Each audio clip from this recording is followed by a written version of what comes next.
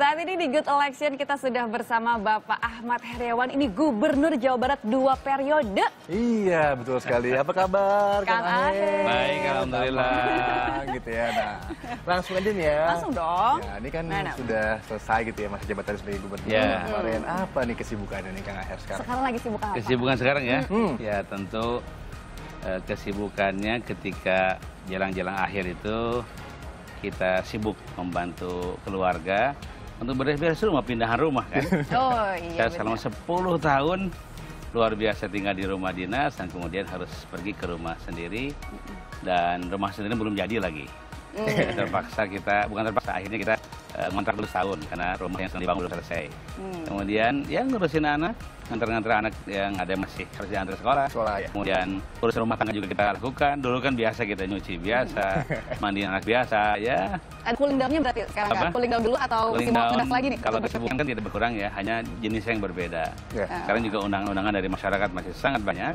Kalau ketika jadi gubernur kan ada undangan pemerintah, ada jadwal-jadwal pemerintahan, ada jadwal masyarakat. Sekarang kebanyakan jadwal masyarakat.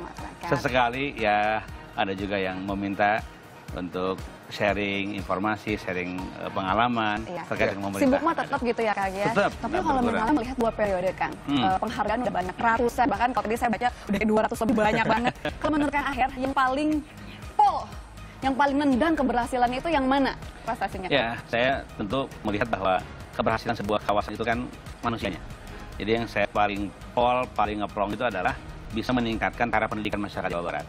Dulu tahun 2008, ranking Jawa Barat untuk SLTA, SMA, SMK, Aliyah itu ranking 32. Sekarang sudah naik di ranking 13, jadi bukan naik lagi, itu manjat ya. Karena dari 32 ke 13 itu langsung. Dulu pada tahun 2008 jumlah siswa SLTA itu hanya 840.000 orang, sekarang sudah 2,1 juta orang. Nah itu yang paling pol ya. Berarti tentu puas banget kan? puas, alhamdulillah. Infrastruktur juga alhamdulillah meningkat ya, dulu jalan-jalan relatif yang belum bagus, sekarang kemantapan jalan provinsi sudah 99%. Kemudian kawasan selatan dulu kan off-road. Dari Pangandaran sampai sekarang bukan off-road lagi. Sekarang sudah hot mix, sudah beton. Sudah mulus ya Kang ya? Sudah mulus. Jadi kalau teman-teman ingin mudik jalur selatan sudah bagus. Dan pemenangnya masih sangat virgin ya, masih sangat luar biasa, belum berubah. Dan kemudian ada hal yang baru di kawasan Jawa Barat bagian selatan, di Sukabumi Selatan, kita punya UGG, UNESCO Global Geopark. Di samping juga alhamdulillah kita bisa membangun Bandara Kertajati yang besarnya insya Allah nomor 2 setelah Bandara Cengkareng. Nah, ini ngomong soal infrastruktur nih Kang. Ini kan ya sudah meningkat, melesat gitu ya. Tapi ada yang belum selesai nggak kira-kira? Atau apa harapannya? Yang sampai sekarang masih gregetan gitu kan? Masih gregetan. Apa ya Pak kan? Saya punya cita-cita untuk membangun Citarum bersih. Citarum katanya 2018 bisa diminum airnya. Itu kan waktu pidato waktu itu cita-cita, wah teman-teman, kalau di tempat yang lain air sungai bisa diminum, kita berani nggak? 2018 kita kemudian programkan Citarum bersih bisa diminum bahkan gitu. Itu bukan janji kan, tawaran. Bukan janji, itu cita-cita bersama. Cita-cita bersama-sama, keinginan gitu. Kenapa sih kan susah banget sih Citarum kan 2 periode loh kan? Iya, tentu ini masalahnya adalah kan masyarakat tidak tahu banyak Citarum itu siapa bertanggung jawab kan gitu. Tentu ya pertanggungjawaban itu pertanggungjawab bersama kan, ada unsur provinsi di situ, bahkan kebanyakannya unsur pusat ya. Jadi badan sungainya itu seluruhnya adalah kewajiban pusat. CQ Kementerian PUPR ya, Pengkajian Umum dan Tata Ruang dan Perumahan Rakyat. Kemudian kehutanannya tentu adalah Kementerian Kehutanan LHK. Kementerian LHK tentu adanya di Jawa Barat. Jadi yang sering kesorot kan Jawa Baratnya. Tentu ya kita juga memandang ini masalah bersama. Tapi kan persoalannya adalah harus ada sebuah keinginan bersama-sama pula. Karena tidak mungkin kan kita menggerakkan lembaga-lembaga di atas kita tanpa ada komandonya. Makanya ketika saya bertemu dengan Pak Luhut, saya katakan Pak Menteri, Pak Menko, persoalannya kami kan dari Jawa Barat dan kabupaten kota sudah berkali-kali merencanakan Citarum bersih. Tapi di lapangan ya keberhasilannya sangat lambat. Gagal sih tidak, tapi sangat lambat. Karena ini kan menyangkut seluruh lembaga pusat dan kementerian, seluruh lembaga provinsi dan kabupaten kota, termasuk tentu lembaga yang mengawasi masyarakat yang sangat kokoh dan kuat, yaitu lembaga kepolisian dan TNI. Oleh karena itu semuanya harus bergerak. Makanya saya dari mulai tahun 2009 itu mengusulkan ada kelembagaan yang dibuat. Yang soft itu semacam sekarang ada Perpres yang diketuai koordinatornya Menko, di bawahnya Pak Gubernur, kemudian wakilnya Polda, wakilnya Pangdam. Nah ini jalan dengan bagus kan kalau sudah bergerak semuanya dalam bentuk payung hukum yang kuat. Atau kalau saya waktu itu mengusulkan tahun 2009, kita ingin sebetulnya Citarum cepat-cepat aja jadi Citarum bersih dan dibuat sebuah lembaga yang bukan soft saja, tapi lembaga yang lebih keras, lebih kuat, yaitu Badan Otorita. Mungkin jadi PR-nya Kang RK berarti sekarang ya. Saya kira ini PR semua pihak dan ini tentu tidak mudah karena menyangkut kebersamaan, keberpihakan, dan menyangkut kultur masyarakat. Betul. Kan sederhana saja sebetulnya untuk ngomongin Citarum bersih kan. Semuanya harus gerak ya Kang. Semua harus gerak. Pokoknya di kawasan hulu tidak ada buang limbah ternak, buang limbah pertanian, kawasan ke bawahnya tidak ada buang limbah rumah tangga, tidak ada buang limbah industri, tidak ada buang sampah. Ketika itu komitmen bersama, semua masyarakat akan bersih Citarum kita.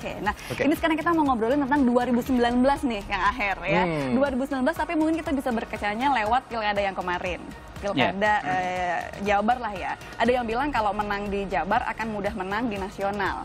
Nah, hasilnya walaupun pasangan Asyik yang didukung oleh PKS itu tidak menang, tapi ternyata jumlah perolehan suaranya mengejutkan banyak orang. Ada yang bilang Aher effect di situ kan. Efek Kang Aher. Harusnya itu menjadi cukup modal buat Akang untuk nyapres dong. Iya nggak Kang? Gimana Kang? Apa? Ya tentu urusan nyapres atau nyawapres kan urusan partai tingkat pusat ya. Sebagaimana teman-teman ketahui bahwa saya masuk 1 di antara 9. Cawapres PKS ya, atau capres PKS. Tentu ya secara psikologis ketika ditanya apakah siap, ya harus siap ya. Apalagi katanya punya modal pengalaman 2 kali jadi gubernur, kemudian ada modal sosial, akhir efek tadi ya. Mudah-mudahan ini menjadi ya modal kebaikan untuk masa depan kita semuanya. Tapi yang jelas kan harus ngikut mekanisme kepartian kita ya. Jadi dari 9 ngerucut jadi 1. Ketika jadi 1 juga tentu harus ada perbincangan dengan teman koalisi kan. Nah, ketika di koalisi siapa yang disepakati. Jadi kalau disepakati ya berarti harus siap maju ya. Kalau keluarga mendukung? Apa? Keluarga mendukung? Insya Allah kalau keluarga saya, istri saya, anak-anak saya, sepanjang saya maju untuk kebaikan, untuk masa depan Indonesia, untuk masa depan kemanusiaan, masa depan negara, support full. Nah, tapi kalau kita mengingat PKS ini sebagai salah satu koalisi paling loyal kepada Gerindra dan juga PAN, koalisi reunian, sementara Gerindra itu udah punya calonnya Pak Prabowo, berarti kans untuk PKS mencalonkan sendiri capresnya nggak ada dong, Kang? Ada apa nggak? Masih ada apa? Ya artinya kalau dengan Pak Prabowo, dengan Gerindra, dan Gerindranya sudah mencalonkan ketuanya, kemudian sebagai capres, maka mungkin ya bagi PKS, kalau nanti kesepakatannya Gerindra PKS ya didukung oleh partai dan lain-lain, PAN dan lain-lain, ya mungkin cawapres dari PKS. Buat PKS jadi cawapres cukup? Saya kira dalam kebertahapan pengalaman politik ya, kemajuan politik ke depan, tentu saya ini sejalan dengan PKS semakin besar ya. Ya, untuk kali ini boleh jadi cawapres, mungkin ke depan bisa jadi capres. Kenapa pasrah banget? Di Jawa Barat kan jumlah pemilihnya terbanyak di Indonesia. Di situ kemarin akhir efeknya ternyata menang. Kenapa nggak pede ngajuin capres sendiri? Ya kalau kita sih pede-pede saja, tapi kan urusannya urusan kesepahaman. Kesepahaman kan sains politik tidak hanya ditentukan oleh ukuran politik ya. Tidak hanya penentunya Jawa Barat, tapi kan Jawa Tengah, Jawa Timur, dan luar Jawa juga jadi penentuan. Jadi keseluruhannya digabung menjadi satu kekuatan tersendiri. Kalau kemungkinan memunculkan poros ketiga, mungkin nggak Kang, dari PKS? Saya kira ya sangat mungkin, kan politik cair ya. Kalau ternyata dengan Gerindra tidak ada kesepakatan dan kemudian pimpinan PKS, pimpinan pusat khususnya, kemudian bersepakat untuk membangun poros ketiga, saya kira nggak ada masalah ya.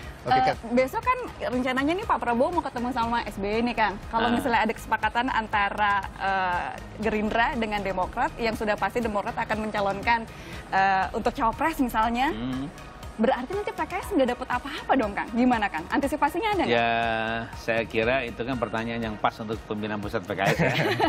Kan kalau misalkan kalau saya sebagai kandidat kan, sebagai calon kandidat ya, yang siap saja untuk dicalonkan dari arah manapun, dari koalisi manapun, baik itu koalisi Gerindra PKS ataupun koalisi alternatif yang ketiga ya, poros ketiga, saya kira nggak ada persoalan.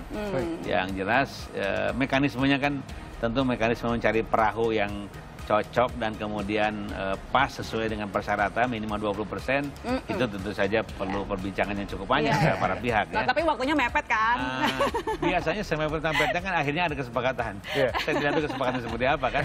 Tapi yang jelas pasti kesepakatannya paling akhir tanggal 10 Agustus ya. Oke, jadi masih ada kemungkinan banyak ya Kang ya? Kang, ini kan kalau misalnya dari PKS itu ada 9 nama gitu ya, Capres, Cawapres. Kang Aher masuk dalam satu nama itu. Nah, kalau misalkan memang Kang Aher yakin gitu ya maju sebagai Capres, kira-kira pasangan yang cocok dampingin Kang Aher siapa nih? Aduh, itu saya kira yang memasang-masangkan kan sudah banyak tuh. Saya ingin mudah-mudahan yang memasang-masangkan itu itulah suara masyarakat ya. Ini cocok dengan ini cocok dengan ini, saya kira itu. Meskipun hitung-hitungannya kan cair, hitung-hitungannya juga. Berarti merapat ke koalisi pemerintah mungkin nggak kan? Kalau mungkin sih pasti ada kemungkinan ya, tetapi gelagatnya hari ini kan lebih merapat ke koalisi selain koalisi pemerintah, itu faktanya ya. Soalnya ada yang masangin Jokowi dengan Kang Aher. Ada juga, ada juga. Itu gimana kan? Saya kira kan saya tidak bisa bergerak sendiri ya. Saya tentu punya pendapat meskipun saya nggak mau ngomongkan di sini. Ada juga yang Pak Aher dengan rahasiaan kan? Bukan, nggak mungkin saya mendahului apa yang akan diputuskan oleh partai kan. Tentu apapun kehendak kita pasti kan sangat terkait dengan keputusan partai dan sangat terkait dengan koalisi antar partai yang akan mengusung kita gitu. Oke. Nah, ini kalau saingannya gitu Pak Aher kan apa namanya juga muncul gitu ada pengusungan nama Pak Aher dengan Pak Anies. Ya. Kalau misalkan bicara saingan kira-kira rival terberat. Rival gitu. Aduh. Ya kan yang penting bagi saya adalah ketika dipandang saya punya kepantasan, gitu kan, saya harus mengatakan insya Allah saya siap, gitu ya. Nah, adapun dengan siapa biasanya kan cair banget dan terus bergerak. Kita tidak tahu ya Pak Prabowo apakah akan maju sendiri atau akan jadi kingmaker. Belum final kan kalau Pak Prabowo itu. Sepengetahuan saya belum final. Jadi belum final. Sepengetahuan saya belum final. Oke. Artinya Pak Prabowo meskipun sudah digadang-gadang oleh partainya, sudah diamanatkan oleh partai untuk menjadi capres, tapi kan kemungkinan bahwa beliau menjadi kingmaker juga sangat ada kan gitu. Kita tidak tahu ya, tentu haknya teman-teman Gerindra dan tentu hak pribadinya Pak Prabowo mau maju sebagai capres atau maju sebagai kingmaker, saya kira tidak ada persoalan karena itu hak beliau ya dan partainya semuanya. Ya kita tentu kembali ke mekanisme semuanya kepartean. Masih cair kalau kata Kang Aher. Oke Kang, sekarang ini kita mau main trivia tapi jawabnya cepet ya Kang ya. Karena tadi kita sudah tanya Kang Aher pilih Perancis atau Kroasia, pilih Kroasia ya. Berarti pertanyaannya adalah pilih Persib atau Real Madrid. Kroasia banyak Real Madrid. Gitu. Persib atau Madrid? Persib atau Real Madrid? Nonton Persib atau nonton Real Madrid? Saya? Iya. Nonton Persib. Persib, oke. Kedua, Deddy Yusuf atau Deddy Miswar? Dua-duanya itu orang baik-baik. Nggak bisa kakak pilih. Deddy Miswar. Oke, berikut tadi. Joko Widodo atau Prabowo Subianto? Gitu ya, bisa dipilih. Ya kalau sesuai dengan partai kan Prabowo Subianto. Kok sesuai dengan hati Kang? Jangan gitu sesuai dengan partai. Oke. Presiden atau wakil presiden? Gitu ya, presiden kelihatannya. Siap nih berarti nih. Sekarang alasannya Kang, kan udah sering nonton Persib, kenapa nggak pengen nonton Real Madrid Kang? Oh nonton juga. Oh nonton juga. Hanya ketika dalam satu malam umpamanya ada dua tontonan, satu Real Madrid, satu Persib. Ya saya dahulukan Persib lah. Karena biasanya kan Real Madrid kan malam hari. Kalau Persib kan sore hari, nonton dua-duanya lah. Oke, Deddy Yusuf atau Deddy Miswar? Kenapa Deddy Miswar? Ya tentu Deddy Miswar pertama dia adalah wakil gubernur ya. Saya katakan dua-duanya orang baik-baik, tapi dari sisi kedekatan saya lebih dekat dengan Miswar. Ya. Lebih CS sama Kang Demis gitu. Oke. Joko Widodo atau Prabowo Subianto, jangan ada jawaban karena partai kan? Iya, dari hati. Dari hati ya? Ya, dua-duanya orang yang saya hormati. Kang Aher. Oke, kalau misalnya jawabannya ternyata Jokowi, kenapa? Jokowi? Ya tentu dia ada presiden Indonesia. Kalau Prabowo ya sekutunya PKS. Bukan kepentingan partai lagi. Ya kita orang politik harus begitu kan. Berarti nanti kalau tiba-tiba merapatnya ke pemerintah, berarti jawabannya Iya, jawabannya tergantung partai. Kalau partai merapat, kita merapat juga. Aduh, Kang Aher ini gimana partai? Kecuali kalau kita ada niat lain kan, tapi kan ya bagaimanapun saya besar di PKS, saya jadi gubernur 2 kali di PKS, saya masa iya tidak bersama PKS lagi, itu nggak mungkin kan. Kalau presiden tadi? Nanti disebut kutu loncat nanti. Itulah. Tapi kalau mantap tadi wakil presiden atau presiden? Oh, presiden mantap. Presiden mantap, oke. Oke, ini karena penonton kita ini kebanyakan adalah millennials, good people. Ayo dong Kang, kasih seruan kepada good people semuanya yang lagi nonton untuk menggunakan hak pilih mereka secara cerdas di 2019 nanti kan. Ya, saya meminta kepada masyarakat, khususnya anak-anak muda yang terdidik ya, terutama untuk mampu menghadirkan pilihan rasional. Siapakah di antara pilihan-pilihan yang akan datang itu yang bisa menghadirkan Indonesia lebih baik ke depan. Kan tentu ada kriterianya, ada tanda-tandanya, ada kemampuannya terlihat gitu ya. Dan kemudian ada harapan yang menggantung pada calon-calon tersebut. Nah, sehingga dengan pilihan yang sadar, bukan pilihan emosional, apalagi pilihan irasional, insya Allah kita akan menghadirkan pemimpin yang terbaik. Sebab kita ingin sebetulnya pemimpin yang terpilih dengan suara terbanyak itu yang terbaik. Memang ada penyakit demokrasi ya. Demokrasi itu boleh jadi ada pemimpin yang terpilih dengan suara yang terbanyak, tapi bukan yang terbaik. Tapi kita ingin kan dengan pilihan rasional itu pilihan suara terbanyak adalah terbaik juga. Nah makanya sebetulnya saya sebagai mewakili masyarakat Indonesia ya, kita inginnya sih capres itu tidak 2 pasang, tidak 3 pasang, 4 pasang. Oke, berarti ada poros ketiga nih ya. Oke, terima kasih banyak Kang Aher sudah hadir. Dirubah. Oh iya, karena nanti kita lihat keputusannya seperti apa ya Kang. Terima kasih Kang Aher sudah hadir di Good Afternoon. Sukses selalu safari politiknya. Oke.